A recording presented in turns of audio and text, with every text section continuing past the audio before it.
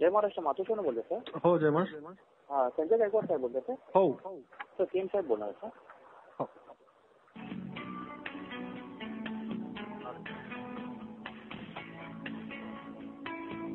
Sanjay hello hello. हा साहेब. संजय जय महाराष्ट्र. जय महाराष्ट्र साहेब.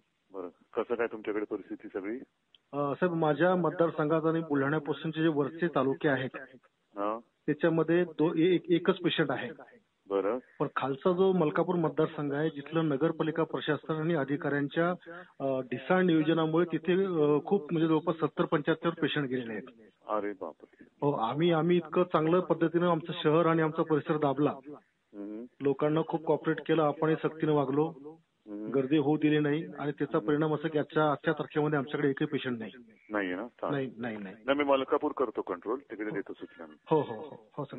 आपण तब्येतची काळजी घ्या साहेब. हो हो संजय. शेतकऱ्यांच्या वर काय विषय? शेतकऱ्यांचे विषय जेवढे आहेत आता मी सकाळी फोन करणार होतो. आता एक नव्यानं प्रश्न असा आहे. मी सगळ्या बँकांमध्ये जाऊन आम्ही बैठक घेतल्या. शेतकऱ्यांच्या बँकाच्या तडजोडी केल्या आणि पीक कर्जाचा मार्ग मोकळा केला. छान छान. आजच्या तारखेला सत्यामध्ये असते की महाराष्ट्र सरकारने 2.5 लाख क्विंटल मका खरेदी करता केंद्राकडून परवानगी घेतली. होय. आणि ती खरेदी आता बंद झाली. होय. आता नव्यानं शेतकऱ्यांना मका विकायचा आहे तर त्याला आपल्याला केंद्र सरकारची परवानगी घ्यावी लागणार.